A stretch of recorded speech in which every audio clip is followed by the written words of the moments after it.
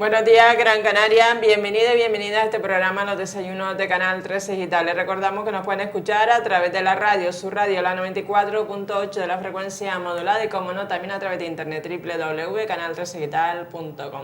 Hoy vamos a hablar de salud, de la anemia, y para ello tenemos a la doctora Catalina Cárdenes, doctora de atención primaria del Centro de Salud de Arguineguín. Buenos días, doctora. Muy buenos días. Bienvenida de nuevo a este programa. Muchas gracias. Un programa, recuerden, de atención primaria, y hoy vamos a hablar de la anemia. La anemia es un término griego que significa sin sangre. Así, literalmente. Está bien, literalmente. Está bien. Efectivamente, hay que tener en cuenta que en atención primaria, pues muchas personas, muchos usuarios, digamos, que consultan por esos síntomas que llevan detrás que pueden llevar detrás una anemia. Entonces, dada la importancia del tema y la extensión de lo que supone la clasificación de las anemias, pues al intentar resumirlo en uno solo, pues no pude, y hay que darlo en dos programas. En dos programitas, sí. Digamos que en el primero vamos a explicar un poco lo que es el síndrome anémico en sí como tal, y en el segundo pues ya damos la clasificación de las anemias una por una. Entonces vamos a comenzar diciendo, porque es verdad que muchas personas cuando te van a consulta pues te mezclan los síntomas y te consultan por numerosos síntomas que pueden ser por anemia, pueden ser por estrés, pueden ser por... Pero claro, debajo de todos ellos sí que puede estar una anemia dando sus síntomas. Y entonces, pues ahí tenemos nosotros que estar muy pendientes de cuando se han realizado la última analítica, de cómo tienen, bueno, lo que voy a comentar ahora. ¿Es conveniente realizar una analítica anualmente o Hombre, según el programa de adultos, un análisis cada 2 años, pero yo según también lo varío en función también de los síntomas que tiene la persona, claro, si te acude a consulta diciendo que se encuentra mal, que está mareada, que le duele la cabeza o demás, pues entonces se lo pido, aunque hayan pasado simplemente 6 meses desde el último análisis. Creo que, bueno, aunque en la persona normal, que no tenga ninguna patología y ningún síntoma, es una analítica cada 2 años prácticamente, nosotros lo adaptamos también a la patología que pueda tener o a aquellos síntomas que nos manifieste cuando acude a la consulta. O sea que yo no me rijo tanto por los programas estrictos, por los protocolos, porque detrás de los protocolos está el paciente, que es el que realmente a nosotros nos va a dar la indicación de esa prueba, ¿no? Yo pienso que muchas veces nosotros escuchando, yo siempre lo digo, el escuchar es tan importante en la vida que solo nosotros 5 minutos de escucha activa nos puede llevar al diagnóstico de lo que realmente tiene ese paciente. El problema es que la escucha activa es una escucha que nos lleva a, digamos, a un desgaste psicológico, que muchas veces la gente no lo entiende, ¿no? Cuando dice, no, yo solo vengo para esto, me lo da, y se va, ¿no? Y entonces digo, no, solo esto me lleva a mí concentrarme, situarme y ver exactamente lo que es. Por tanto, yo creo que efectivamente el paciente nos va a dar la clave en estos casos, en muchas ocasiones, de realmente lo que tiene, ¿no? El paciente es indicativo total. Además, la atención primaria es la puerta de entrada del sistema sanitario. O sea, un buen médico, un buen profesional sanitario, que es lo que usted está comentando, el tema de la escucha activa, de sentarse, porque claro, el paciente viene siempre deprisa corriendo y quiere que lo atienda ya. Cada vez más, como digo yo, siempre repito yo, que cada vez más el paciente viene con prisa porque tiene que ir, porque tiene que llevar al niño, porque tiene que tal. Siempre hay una excusa para no centrarse realmente y concentrarse en su problema. Tal es así que cuando realmente viene con tiempo, parece que lo hace como un favor hacia mí. Dice, no, yo para que vea que vengo tranquilita o tranquilito y me voy a esperar. Digo, no, vamos a ver si aquí no se trata de que usted venga tranquilo o intranquilo, simplemente de lo que yo tengo que hacer. Yo tengo que hacer mi trabajo, porque si no hago mi trabajo bien, no estoy bien conmigo, y otra, no voy a llegar a ningún diagnóstico y se perjudica el paciente. Sí. Muchas veces también los trabajos llevan a que las personas no se fijen en su salud, o sea, pasan muy por encima de lo que es su estado de salud. Y cuando realmente ya están bastante mal, dicen, no, es que yo vine varias veces por urgencia y se lo expliqué al médico y no me atendió. Digo, claro que realmente no es venir por urgencia, es venir, coger cita con el médico de atención primaria, con su médico de cabecera, explicarse detenidamente, y si así, digamos, que no llega a un diagnóstico, pues, digamos, insistirle, digamos, que el problema no está resuelto. No está resuelto, sí. Y sobre todo, doctora, que que cuando nuestro médico cabecero después se va de vacaciones, yo no voy al centro sanitario hasta que no venga mi médico o mi doctora de atención primaria, como que no nos fiamos después del sustituto o de la sustituta, sin ánimo de decir que no estaba preparado. Eso me ha pasado a mí ahora durante el mes de agosto en mi centro de salud, que me he encontrado con, bueno, pues en septiembre a la vuelta de mis vacaciones, me he encontrado con prácticamente todo el trabajo acumulado. La respuesta que me ha dado pues, las personas que se encargan de poner los sustitutos es que muchas veces pues que mis pacientes no quieren ir con sustitutos. Yo creo que sí, que el paciente quiere ir con el sustituto, pero el sustituto a su vez también debe estar preparado para atender a ese paciente que no es su paciente y que está acostumbrado a un médico de toda la vida. Quiero decir, yo también fui sustituta y me encontré con pacientes que realmente me rechazaban porque yo no era el médico de toda la vida. Y entonces yo le explicaba, hombre, no soy el médico de toda la vida, pero yo soy médico, le puedo escuchar, lo puedo intentar y efectivamente podemos llegar a una solución. Para eso es más fácil decir, bueno, espérese a su médico, él se lo soluciona. Y entonces me he encontrado saliendo muchos días a las 4, 4 y media, y eso no se puede permitir. Yo creo que esas situaciones, no, yo creo que cuando un médico se va de vacaciones son unas vacaciones merecidas, trabajadas, además, quiero decir que te lo mereces, porque encima el Servicio Canario pues nos ha también puesto una serie de horas de más que nosotros tenemos que cumplir. Y cuando ya tú te vas, pues te vas con un grado de estrés elevado. Si a la vuelta te está esperando todo ese regalito que supone el número de pacientes que no lo han atendido, los sustitutos, o porque no te han puesto sustitutos, realmente las vacaciones no te han servido para nada, ni para ti ni para tus pacientes, porque, hombre, hay que tener mucha paciencia, pero hay gente que cuando se encuentra con toda esa avalancha de gente otra vez encima, pues digamos que la respuesta es rechazo, ¿no? Un rechazo hacia el paciente y hacia el sistema en sí.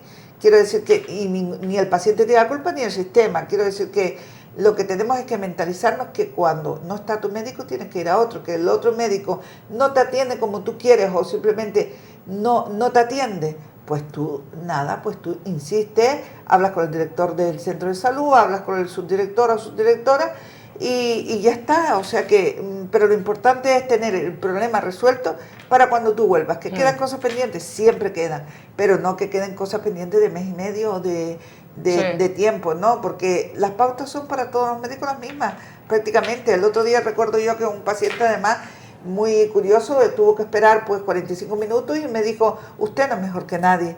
Digo, claro que no. Entonces, ¿por qué estás conmigo? Digo, si tienes que esperar 45 minutos, usted no es mejor que nadie. Yo veo que todos acaban enseguida, usted tarda más. Pues si yo tardo más, pues entonces lo que tenemos que hacer es que aquellas personas que puedan esperar, pues esperan, y las que no pueden esperar, pues pasan a otro, que efectivamente, cada médico, es verdad, yo reconozco que yo no soy de mucha rapidez en ningún aspecto de mi vida, ¿no? Yo tengo mi paciencia, tengo me gusta conocer al paciente integralmente, saber los hijos que tiene, dónde vive, su familia, todo. Digamos que de alguna manera a mí me interesa el contexto general del paciente. Y el contexto social y económico también es importante desde el punto de vista para mí es fundamental. De la enfermedad. Claro, tú imagínate que tienes un diabético y tú, nada, como no conoces el contexto social, le dices dieta, pum, pum, pum, y le pones una dieta que es carísima. Y resulta que la persona pues está atravesando una situación económica de las que hay ahora, además, que son muy frecuentes, bestial, que no tiene con qué comprarse, pues digamos lo que tú le estás diciendo que coma, o la enfermera o enfermero que lo trate. Y claro, tú como no te interesa el entorno social ni nada, pues simplemente le dices las pautas. Usted tiene que hacer media hora de ejercicio, igual vive lejísimo, no tiene coche para llegar a un sitio o un gimnasio donde poder hacer deporte. Y tú le estás dando unas pautas que nada tiene que ver con la realidad actual de ese paciente. Por tanto, primero para mí es, si es un paciente nuevo, conocer su entorno, dónde vive, con quién vive, sus circunstancias económicas, sociales, y después ya tú empiezas a tratar. Para eso tú necesitas tiempo, evidentemente. Lo que no puedes decir en 8 minutos, ¿qué le pasa? Le duele la cabeza, muy bien, paracetamol. No tiene sentido, ¿no? ¿Y por qué le duele? ¿Y por qué? Yo me he encontrado, y no es por ánimo de ofender a nadie, me he encontrado efectivamente informes de urgencia de fines de semana que son así, todos rapiditos, y a lo mejor, pues eso, pues cosas que se podrían hacer, tardas más, pero que digamos que bajo otro punto de vista son más efectivas para mí. Pues entonces vamos a empezar con el síndrome anémico como tal, definiendo el concepto. Se define anemia como la disminución de la concentración de hemoglobina por debajo de valores normales para la edad y sexo. Así en adultos, menor de 12 gramos por decilitro para mujeres, menor de 11 en caso de embarazo y menor de 14 para hombres, pudiendo acompañarse o no de la disminución del número de hematíes o glóbulos rojos, que en el caso de las mujeres sería de 4 millones para las mujeres y 4,5 millones por litro para el hombre. La hemoglobina es el principal componente de la hematíes y su función es fijar reversiblemente el oxígeno molecular y transportarlo desde los pulmones a los tejidos del organismo. O sea, el objetivo de la hemoglobina vemos que es el transporte de oxígeno desde los pulmones a los tejidos. Por tanto, los tejidos necesitan el oxígeno para funcionar, para estar bien, y si este parámetro se ve alterado por la anemia, que como vemos más adelante, pues aparecen los síntomas y signos. En las anemias se produce una disminución de la capacidad de transporte de oxígeno a los tejidos y de ahí sus manifestaciones clínicas. Dentro de los parámetros analíticos de la serie roja tenemos los índices eritrocitarios primarios, como antes decíamos, que es la hemoglobina. Tiene que estar por encima de 12 en la mujer y por encima de 14 en el hombre.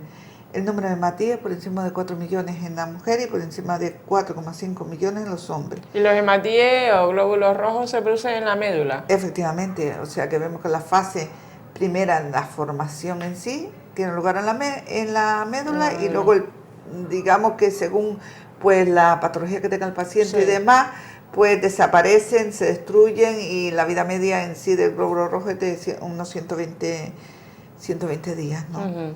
El volumen corpuscular medio tiene que estar comprendido entre 80 y 100, digamos que es el tamaño del glóbulo rojo como tal. Permite este volumen corpuscular medio, que es verdad, porque muchas veces en las analíticas que a veces, es verdad que hay médicos que no se lo quieren dar a los pacientes, y para mí es fundamental que tú le entregues la analítica. De hecho, en los exámenes de empresa se le entrega el informe completo al paciente. Al paciente, sí, al trabajador. Sí, ahora se dice, bueno, pues que no lo entregues en atención primaria. Yo creo que es fundamental porque los pacientes van buscando, van mirando y luego te preguntan las dudas. Por ejemplo, le llama la atención qué es el volumen corpuscular medio, que no viene como tal, que viene por VCM, y digamos que es el tamaño del glóbulo rojo, y de ello depende el tipo de anemia que vaya a tener según la alteración de ese parámetro. En las anemias microcíticas este parámetro va a estar por debajo de 80, en las normocíticas, o sea con tamaño normal, entre 80 y 100, y en las macrocíticas, que son aquellas anemias que tienen, las megaloblásticas, que tienen relación con la disminución de la vitamina B12, pues está por encima de 100. El ADE, IDE o RDV es la red de distribución White, índice de dispersión eritrocitaria, indica si el tamaño de hematíes es homogéneo, si está por debajo del 15%, o heterogéneo, si es mayor del 15%. Es un parámetro que, claro, en determinados tipos de anemias, como veremos también en el siguiente programa, se produce anisocitosis, que es eso. Unos tienen un tamaño, otros tienen otro. Los glóbulos rojos, cuando se hace una extensión periférica de sangre que se mira al microscopio. Entonces, en cuanto a los índices eritrocitarios secundarios, tenemos el hematocrito. Muchas veces nos resulta un poco difícil explicar qué es el hematocrito. Y es verdad que es muy difícil que una persona que no tenga ningún concepto o ninguna noción de lo que es la medicina en sí, nosotros le vamos a decir, es la relación entre el volumen ocupado por los hematíes y el correspondiente a la sangre total. Bueno, número de hematíes en sangre total. Entonces también le podemos decir que es el resultante de la fórmula, un volumen corpuscular por el número de hematíes. Pero en realidad yo se lo resumo, digamos, muy fácil diciendo que es la concentración, digamos, de glóbulos rojos que tiene la sangre. Y ya está. O sea, ese es el hematocrito, relación entre el volumen ocupado por los hematíes, concentración, y el correspondiente a la sangre total. La hemoglobina corpuscular media es el valor medio del contenido de la hemoglobina en cada hematíes. O sea, hemoglobina partido por el número de hematíes. Concentración de hemoglobina corpuscular media es la concentración de hemoglobina en un decilitro de hematíes. Y el recuento porcentual absoluto del reticulocito se usa como indicador de la capacidad eritropoyética medular, es decir, es una medida de la respuesta medular ante la anemia, el recuento porcentual absoluto.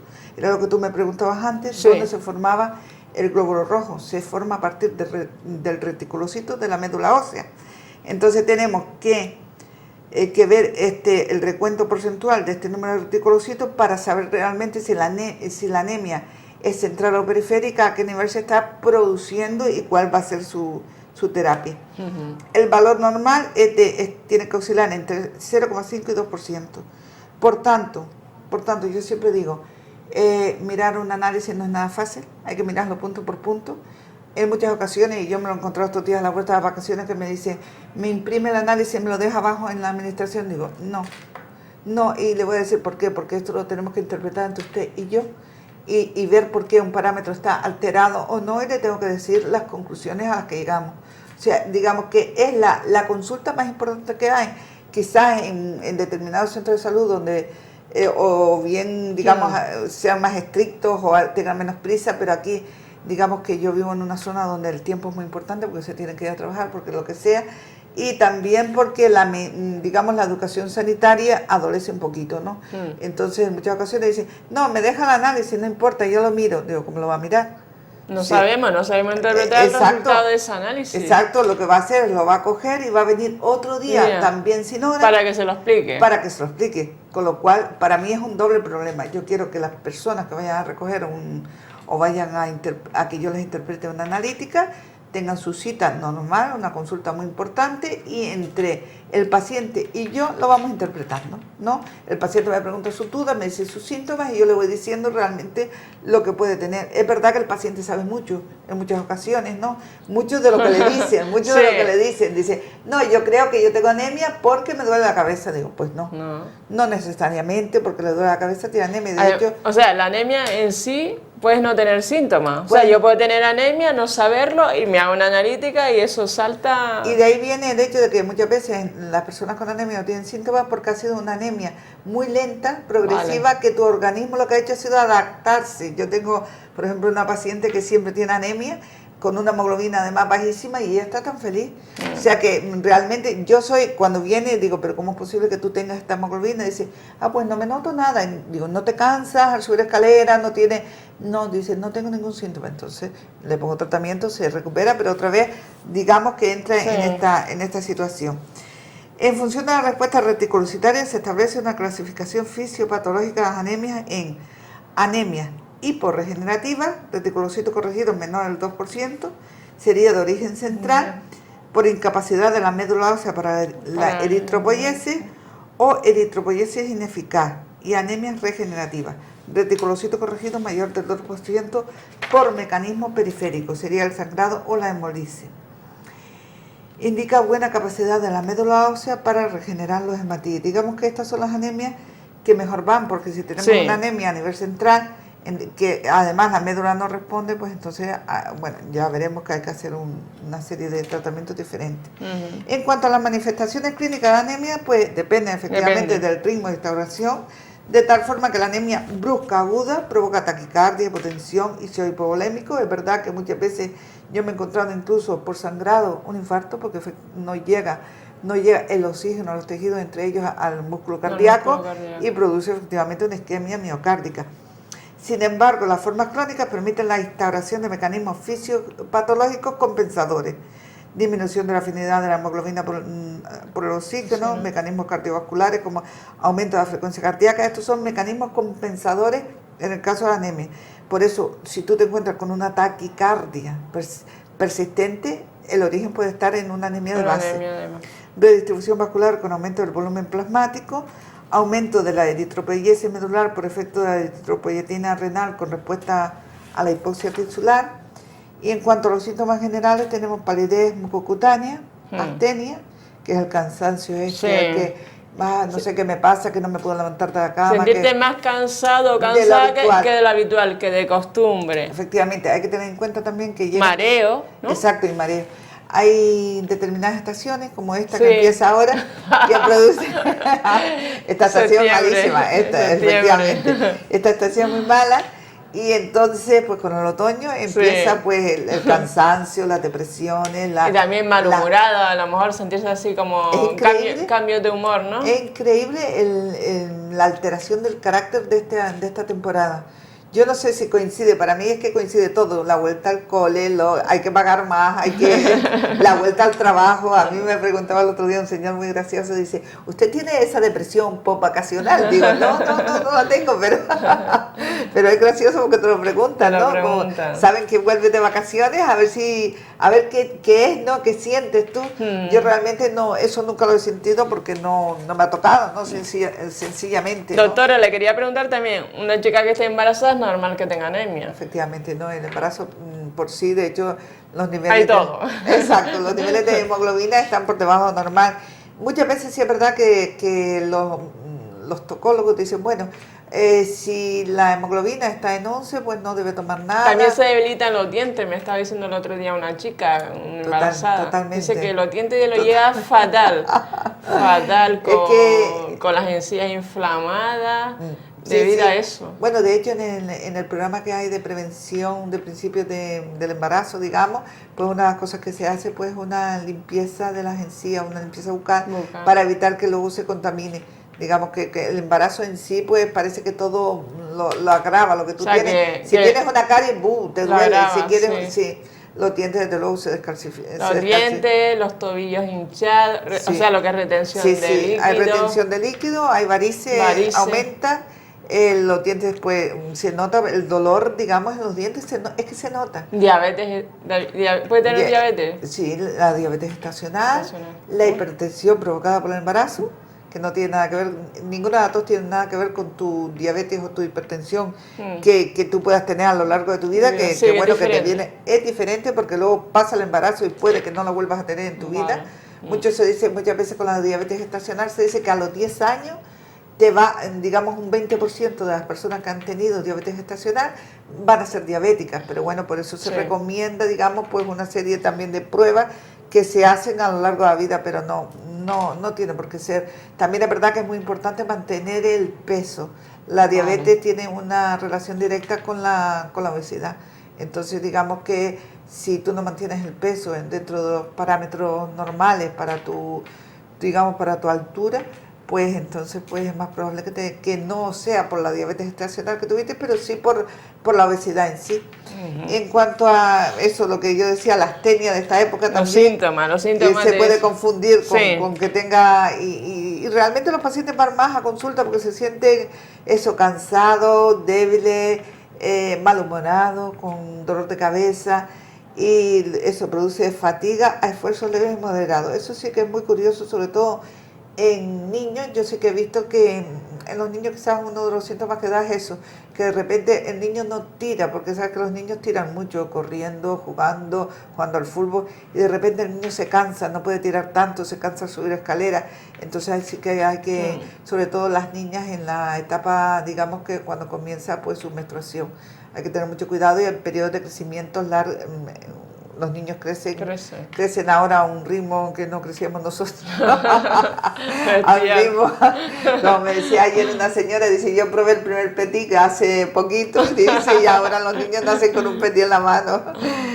Síntomas cardiovasculares, pueden tener taquicardia, palpitaciones, mareos, soplo sistólico funcional y disnea, lo que yo comentaba antes. En cuanto a los síntomas neurológicos, aparece cefalea, que es el dolor de cabeza, el vértigo, lo que decías tú, el mareo, alteraciones visuales, y si la anemia es intensa, pues aparece desorientación, alteración de la conducta y coma por anoxia. Pero digamos que esto ya sería lo más grave en una anemia por sangrado, ¿no? Por un sangrado fuerte. En cuanto a las clasificaciones de las anemias, según el volumen corpuscular medio... Porque si un hombre tiene anemia y tiene sangrado, ¿puede deberse algo relacionado con qué? Efectivamente es diferente la anemia en la mujer a la anemia del hombre. El hombre, hay que tener en cuenta que en la mujer normalmente la anemia más frecuente es la anemia ferropénica por pérdidas hematológicas a través de la vía ginecológica, efectivamente.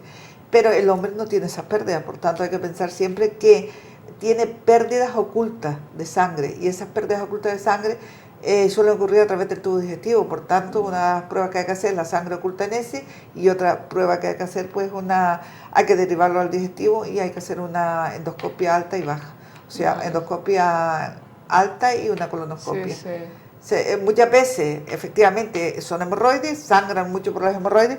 Yo conozco pues, pacientes varones que han llegado a tener hasta un show hipovolémico por hemorroides, pero también es verdad que a través de pólipos que sangran silenciosamente, digamos, se puede llegar a una anemia y esos pólipos pues tienen un alto porcentaje de ser maligno, por tanto hay que pues siempre estar, digamos, es lo que yo digo, escucha activa, por lo menos 5 minutos, que es lo que nosotros podemos, teniendo en cuenta el número de pacientes. Quiero decir que nuestro cerebro también tiene un límite, la escucha activa parece ser que tiene un desgaste cerebral en la persona que la está haciendo. En cuanto a la clasificación de las anemias, decíamos que, bueno, lo que tú me preguntabas, efectivamente, sí, las causas son totalmente distintas. Diferentes. ¿La anemia de un hombre es diferente a la de la mujer o un niño o un recién nacido también? Efectivamente, totalmente distinta, y a mí me preocupa muchísimo más la anemia en un hombre que en una mujer. Porque mientras en una mujer yo la llevo, digamos, la voy estudiando poco a poco, porque sé que, bueno, que la mayoría de las mujeres pues tenemos en algún momento de nuestra vida, pues o por embarazo, o por las pérdidas a través de la menstruación, o por cualquier circunstancia, tenemos anemia. Claro. En cambio, y en edad de procrear más, pues imagínate. En cambio el hombre no, el hombre normalmente tiene, bueno, de hecho tú coges la analítica de un hombre y siempre están los glóbulos rojos por encima de lo normal, pero bien, y la hemoglobina pues igual. Entonces cuando te la encuentras por debajo pues ya tienes que empezar a hacer mucho hincapié, a hacerle preguntas, porque además el hombre en general pues siente menos los síntomas, quiero decir que se hace más fuerte. Sí, se fijan menos en ellos, hacia adentro. No le da importancia. Y se fijan mucho más digamos, en lo que le rodea, ¿no? Ya sea trabajo, ya sea otras actividades, entonces están menos pendientes de su cuerpo.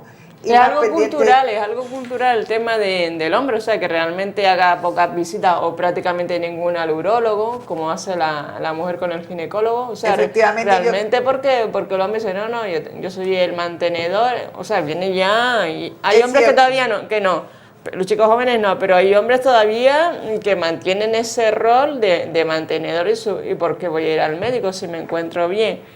Está sangrando, tiene ese pues de color un poco llamativo. Exacto, oscura. Prácticamente negra, tiene sangre en las heces y realmente no viene. De vez en cuando sangra de vez en cuando y tiene heces de ese color. A mí lo que más gracia que me hace es cuando, por ejemplo...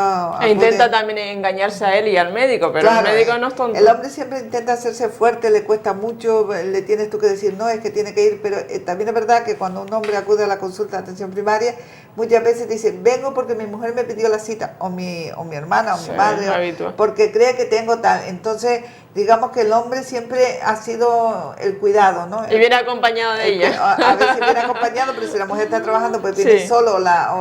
Pero siempre el hombre pasa de estar cuidado por su madre a estar cuidado por su señora o su pareja. Es el papel enfermero. A estar cuidado por sus hijos. Digamos que el hombre, la mujer siempre ha tenido ese papel de cuidadora, ¿no? Con lo cual se cuida ella misma, cuida a los demás, pero el hombre cuida menos, quizás cuida menos, cada vez se ve más, porque antes hay que tener en cuenta que digamos que la historia no perdona, ¿no? Y antes el hombre que se cuidaba mucho, pues no se le veía como un hombre tal, no como un hombre rudo, ¿no? Como decía, un hombre fuerte, duro. Y entonces eso pues ha hecho que el hombre pues siga en ese papel. Hombre, la verdad que lo que dices tú, en los jóvenes ya pues va desapareciendo un poquito, pero todavía se sigue manteniendo, ¿no? En cuanto a los síntomas neurológicos, pues decíamos pues eso, la cefalea, el dolor de cabeza, el vértigo, las alteraciones visuales, pero bueno, hasta llegar al final pues no... es difícil, ¿no? La clasificación también de las anemias según el volumen corpuscular puede ser microcítica, como decíamos antes, si el volumen corpuscular medio es menor de 80, las normocíticas si el volumen corpuscular está entre 80 y 100, y las macrocíticas si es mayor de 100. Tenía una clasificación aquí, pero lo más importante es decir efectivamente que las anemias microcíticas, la más importante es la ferropénica, que es la que tiene que ver con las pérdidas de sangre relacionada con la menstruación, con prácticamente la anemia de la mujer. La anemia de la mujer. Valoración del hemograma, vemos que la anemia ferropénica, la eritropoyesis deficitaria de hierro, que se reemplaza gradualmente los hematíes formados normalmente. Hay descenso de todos los parámetros de la serie roja, hematocrito, hemoglobina, volumen corporal medio, con poblaciones de hematíes heterogéneas, o sea, AD elevado. Estas serían las anemias ferropénicas.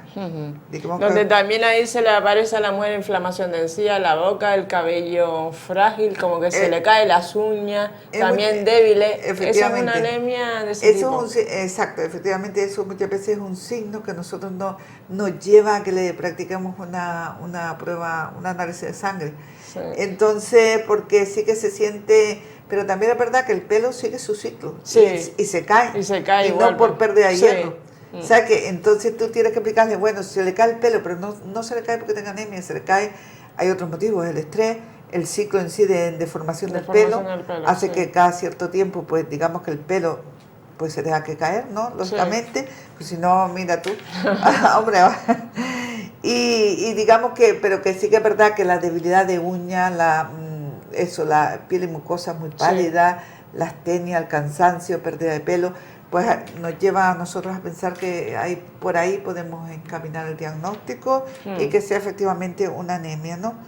En cuanto, estábamos hablando de la valoración del hemograma, en cuanto a otro patrón que aparece, son las talasemias, que tienen un descenso. Esto sí que a mí al principio me volvían loca, ¿no? Porque yo me encontraba con descenso del volumen corporal medio y nada más, y entonces como eran situaciones poco frecuentes y demás, pues digamos que me hacían en muchos casos enviar la hematología para que le hicieran un estudio que se lo hacían, y eso se trata de una talasemia con hematocrito, hemoglobina y AD normales, o sea, lo único que tiene es un descenso del volumen corporal medio. El estudio del hierro. La ferritina es el parámetro más informativo de ferropenia verdadera, descendido. En ambos casos disminuye la acidonemia, pero la transferrina se elevan los casos de déficit de hierro y descienden los procesos crónicos. Digamos que nosotros tenemos el hierro para estudiar una anemia, solicitamos el hierro, la ferritina, que son los depósitos, y la transferrina, que no lo solemos solicitar muchas veces, que es la proteína que transporta el hierro en sí. Entonces vemos que si la ferritina está entre 15 y 30, tenemos una ferropenia que se deben tratar y valorar la respuesta. El patrón férrico no concluyente, solicitar un aspirado medular, patrón férrico normal, que bueno, que entonces no tiene nada, está bien, con disminución del número de hematíes, microcitosis y su historia familiar de talasemia. Hay que descartar también el hipertiroidismo. Como comentaba antes, muchas veces en las enfermedades del tiroides aparece una alteración hematológica que, bueno, es una anemia de este tipo, ¿no? Digamos, una anemia una anemia que parece una anemia por pérdida de hierro, una anemia, pero que no es como tal, es una anemia por enfermedad crónica, que es distinta y que es lo que yo quería dar en el próximo programa. No, una insuficiencia renal crónica también produce anemia y la anemia cerebroblástica. Si predomina la microcitosis, hay una historia familiar compatible, deberá orientarse hacia una hemoglobinopatía cuantitativa a través de la electroforesis de la hemoglobina.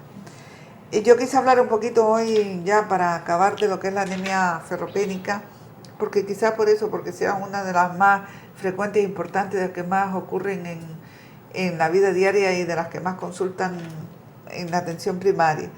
Entonces vemos que la anemia ferropénica, el déficit de hierro constituye la causa más frecuente de anemia, por lo tanto la anemia ferropénica es la anemia más frecuente en mujeres fértiles por pérdidas menstruales, en la población pediátrica o mujeres embarazadas por aumento del requerimiento, y en el resto por pérdidas, pues pueden ser gastrointestinales, fundamentalmente por alteraciones de la absorción, por dietas pobres o inadecuadas. También es verdad que en la dieta hay dietas pobres en hierro y en vitamina, en B12, ¿no? Pobre, muchas veces lo que mucha juventud hace es que no come porque quiere adelgazar, y entonces a lo mejor hace un monoalimento nada más, o se comen un bocadillo y demás, y entonces en estos casos ya no es una anemia ferropénica por crecimiento, por la menstruación, sino que es una anemia por déficit en la alimentación, que también las hay. Bueno, después hay otros casos que el déficit de alimentación está originado pues por otros motivos, ¿no? Como podría ser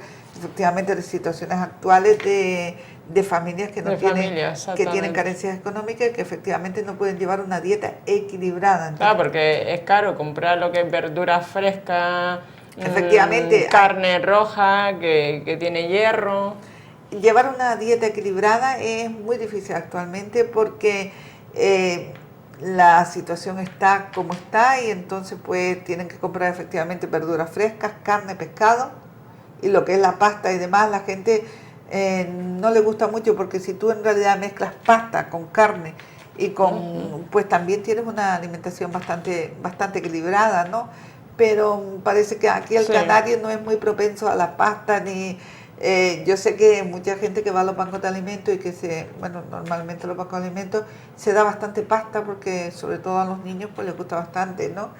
Y los mayores no lo ven como un alimento necesario, dice, ¿para qué me dan tantos espaguetis si es que no me gustan? Digo, pero bueno, acostúmbrate, los espaguetis, los macarrones, todo eso, se pueden preparar acompañados de, por ejemplo, de un poquito de carne molida y demás, y de una ensalada, y entonces ya tú tienes, en cierto modo, tienes una comida bastante completa con la ayuda del Banco de Alimentos en las situaciones de carencias económicas, de carencias de alimentación, ¿no?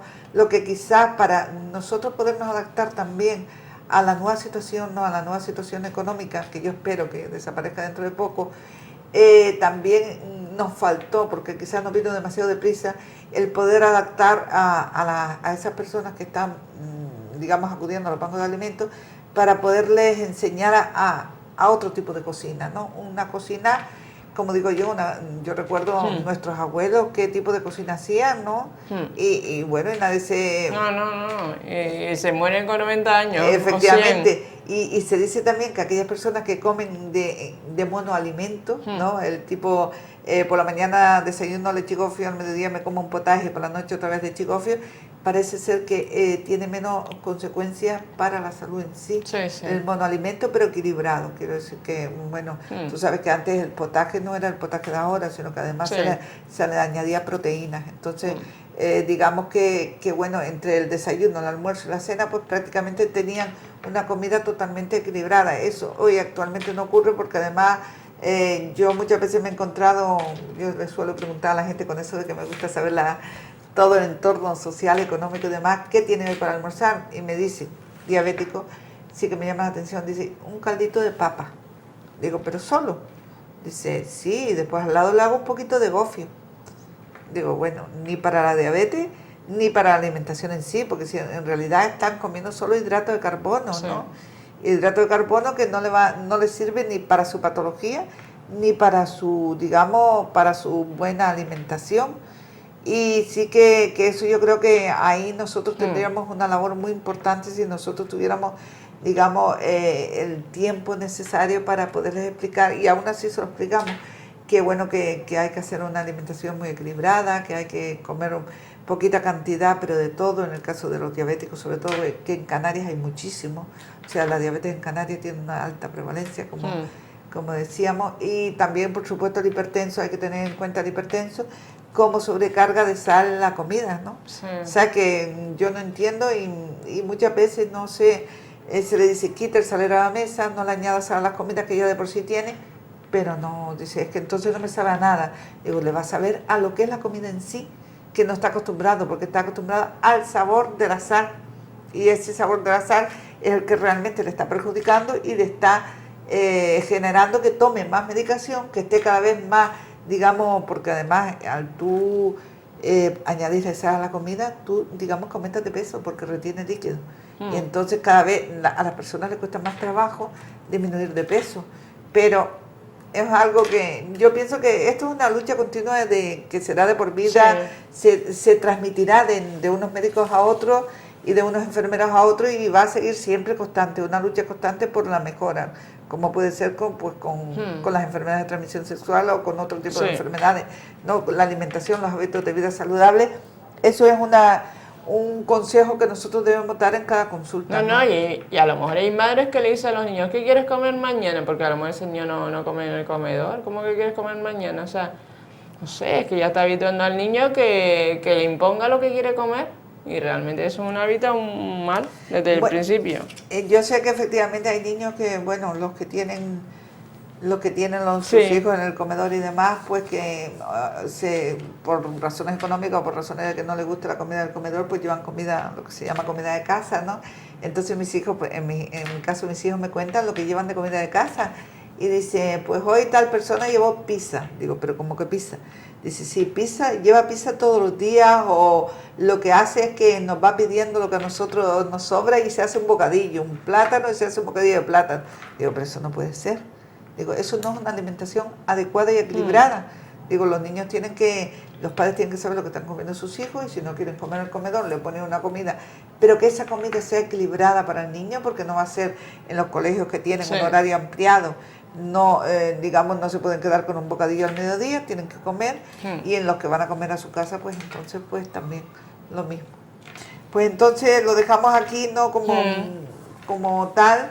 Y para el próximo programa, pues vamos a ver la clasificación. La clasificación de las anemias. Clasificación y tratamiento de las anemias. De las anemias. ¿No? Pues muy bien, doctora, lo dejamos aquí hasta la próxima semana. Gracias. Muchas gracias. Hemos habilitado también un correo electrónico ya para la próxima semana. Cualquier duda, sugerencia, pues la doctora Catalina Cárdenas responderá a sus dudas y ya nos vemos la próxima semana. También recordar que esta entrevista es colgada en el Facebook de Canal 13 para que así en cualquier momento puedan ser visionadas. Muy buenos días, Gran Canaria.